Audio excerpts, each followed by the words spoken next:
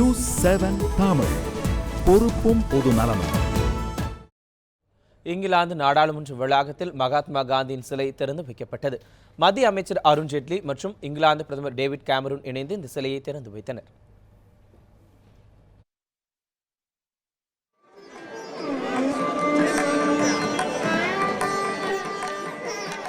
இங்கிலாந்து நாடாளுமன்ற கட்டடம் லண்டனில் அமைந்துள்ளது. இந்த நாடாளுமன்ற சதுக்கத்தில் பல்வேறு தலைவர்களின் சிலைகள் அமைக்கப்பட்டுள்ளன. இதன் ஒரு பகுதியாக அங்கு நிறுவப்பட்டு வந்த மகாத்மா காந்தியின் சிலை திறப்பு விழா நடைபெற்றது.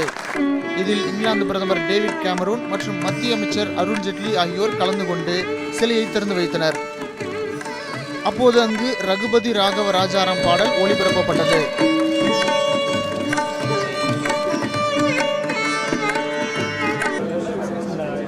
விழாவில் பேசிய மத்திய அமைச்சர் அருண் ஜேட்லி, பிரிட்டனிடம் இருந்து விடுதலை பெற்ற இந்தியா இன்று அந்நாட்டுடன் மிகுந்த நட்புறவை பேணி வருவதாக குறிப்பிட்டார்.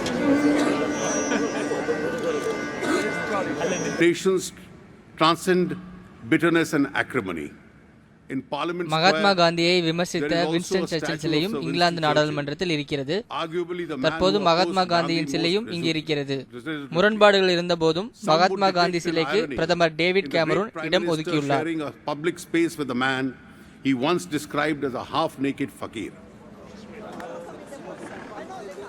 9 அடி உயரம் கொண்ட இந்த சிலை சுமார் 10 கோடி ரூபாய் செலவில் உருவாக்கப்பட்டுள்ளது. காந்தியின் அகிம்சை கொள்கையை கொண்டாடும் வகையிலும் இந்த சிலை அமைந்துள்ளதாக விழாவில் கலந்து கொண்ட டேவிட் கேமரூன் தெரிவித்தார். The image of Gandhi we see today is based on a picture. 1931ஆம் ஆண்டு காந்தி லண்டனுக்கு வந்தபோது எடுக்கப்பட்ட புகைப்படத்தின் அடிப்படையில் இந்த சிலை உருவாக்கப்பட்டுள்ளது. அப்போது அவர் அரசர் 5ஆம் ஜார்ஜை சந்தித்தார். ஏன் வெறும் வேட்டி மற்றும் கையில் குச்சியுடன் காட்சியளிக்கிறீர்கள் என்று கேள்வி எழுப்பப்பட்டது. இதற்கு பதிலளித்த காந்தி தனக்கும் சேர்த்துதான் அரசர் உடையணிந்திருப்பதாக கூறினார். The king is dressed for both of us. இந்த விழாவில் பாலிவுட் நடிகர் அமிதாப் பச்சன், காந்தியின் பேரன் கோபாலகிருஷ்ண காந்தி மற்றும் இங்கிலாந்தில் வாழும் இந்திய பிரமுகர்கள் மற்றும் பொதுமக்கள் ஏராளமானவர்கள் கலந்து கொண்டனர். வின்ஸ்டன் சர்ச்சில், நெல்சன் மண்டேலா போன்ற உலகத் தலைவர்களின் சிலைகள் இடம்பெற்றிருக்கும் இங்கிலாந்து நாடாளுமன்ற சதுக்கத்தில் முதலாக இந்திய தலைவரின் சிலை இடம்பெற்றுள்ளது. செய்திப்பிரிவு நியூஸ் 7 தமிழ்.